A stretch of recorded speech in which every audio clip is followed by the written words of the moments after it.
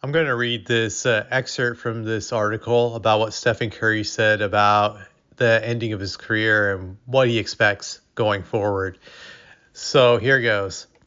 Competitive, Curry emphasized last week. I have seen different scenarios. Like everybody talks about Kobe Bryant and his last years. From my vantage point, I'm comparing it to guys that only played for one franchise. Dirk Nowitzki, Tim Duncan, Kobe from our era. You don't want to be in the situation the Lakers were in those last 3 years with Bryant. I know he came off the Achilles injury, but it was like they were a lottery team, and it was more just how many points can Kobe score down the stretch of his career. I don't want to be in that scenario. My whole thing is you have to be realistic. There's probably not a move or a scenario where you're going to walk into the season or a playoff series as a perennial favorite. There's just a lot of talent around the league, but to be competitive where you have a chance, that's what we want to see. I'm sure that's what our fans want to see. Playing meaningful games no matter how it ends. I think that's what we deserve.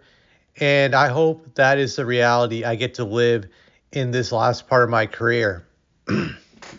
So I have to say, I definitely agree with what Stephen Curry said about the Kobe Bryant scenario of finishing his career. I will never forget how much of a joke Kobe's last few years in the league was, in the sense that the Lakers weren't competitive. And he really was like a sideshow when you look at it. It was kind of like a carnival when he was playing. It wasn't about just winning games. It was more so about just the past, his legacy, and people would just cheer whenever he would just score a simple bucket, that type of deal. But it wasn't really about taking him seriously as a competitor because he was no longer a threat. He was washed up during his last few years in the league. No one took the Lakers seriously, I would say, and the whole entire thing was a joke. This article mentions that the Lakers' average record of playing with Kobe Bryant, well, the average record they had with Kobe from 2013 to 2016 was 22-60. So the Lakers were losing on average 60 games per year during the final 3 years of Kobe's career. And when he actually played in those games, they were 25-82. So that hurts. That's like what they would say, ouch, I would say that they were just zero competitiveness among those Laker teams. They were just bad. And I felt that Kobe really wasted his time those final few years. He would have been better off if he retired after his first season coming back from the Achilles tendon. I get him trying to see what he can do after the injury, and as a competitor want to see how far he can go. But I thought it was kind of clear after that first season back from the Achilles tendon, he was no longer going to be an effective player. And he should have just called it quits right then instead of just letting it drag out even longer than it had to drag out. That's what I definitely felt about it. And you just go back to some of these other legends. I remember just growing up during the 90s when their careers ended. I felt they ended it in the worst way. I look at Hakeem Olajuwon when he was playing for the Toronto Raptors. That to me was a joke. He looked completely washed up and out of place. Just that to me was one of the dumbest things I've seen him sign with the Raptors. I'm sure that was probably because of greed, Hakeem wanting more, and just thinking he still had a lot to give when he didn't have anything left. And just seeing other guys like Patrick Ewing when he ended his career with Orlando Magic. I think he was like 41 or 42 years old, and he looked completely washed, just a complete scrub out there when he saw him play. Seeing Charles Barkley during his final days with the Rockets, he looked pretty bad, just like you couldn't take him seriously.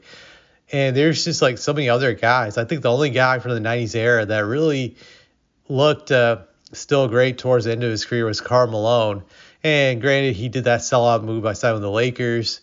He was still always in a competitive situation, so he had that going for him. I would say John Stockton also at 41 years old. This guy was averaging still like 8 assists a game, and he was still efficient, which was amazing. I thought those guys kind of ended their careers much better from a competitive standpoint from that era. I felt Michael Jordan's time with the Wizards was a joke. Granted, he made it to 2 All-Star games, but that wasn't necessary. He should have just quit. He should have just stayed retired after retiring from the Bulls and not, try to play again. So I thought that was a mistake. When I look at just even the guys who came from the next era after Jordan. I would say like Kobe Bryant, Kevin Garnett, Tim Duncan, Shaquille O'Neal. I felt only Tim out of those guys really ended his career the appropriate way, that his career was like competitive from start to finish. Even with his final year with the Spurs, he was still a good player during the first half of that season. He still looked like he had 4 or 5 more years to give. Unfortunately, the second half of that season, his good knee went out and he had 2 bad knees, and you saw the effects of it during the playoffs where he was just very limited. And after that terrible playoff run, he called it quits, which I respected because he didn't want to embarrass himself. He had a lot of pride as a competitive person not to ride it out. So that to me was probably the best competitive arc I've seen from any player from start to finish, where literally Duncan was competitive up until the end of his career. And even though his body fell apart, his team was still competitive. They were still title contenders. I don't know really how you can top that really that much. I guess you could say maybe David Robinson topped him in 2003 by winning that title during the last season of his career. But for the most part, most guys don't end it really well from a competitive standpoint. So I get it from Steph. Like if you're looking at Steph's situation, Warriors won't be contending for a title ever again. I don't see it. But I could see him wanting to get to the playoffs, at least having that to look forward to, and just going out that way, just to losing the playoffs versus just being a lottery team where it's not fun. I can say this as a Spurs fan. Having a lottery team is definitely not fun. As someone who was spoiled for so many years that got to see winning basketball, you really do miss it when your team isn't competitive. And I'm sure that affects the players you have more who are used to experiencing winning at a high level like Steph does. So I can definitely respect where he's coming from on that, and just wanted to end it the right way, at least with a team that has a winning record versus being a lottery team. But I think that could be challenging for him. The West is very challenging. The Warriors are on the cusp. They're right in the play-in bracket. They could miss the playoffs this year and possibly upcoming seasons because the West is simply too competitive, and the Warriors core is old with him, Jimmy Butler, and Draymond. None of those guys are young. They're all like 35 and above. So it's going to be very difficult. And it'll be interesting to see how long Stephen Curry's willing to deal with this type of situation. Will he just call it quits after a year or two when it becomes clear they can't even get to the playoffs? Possibly. Maybe if they get in, he'll extend his stay a little bit longer, but we'll see.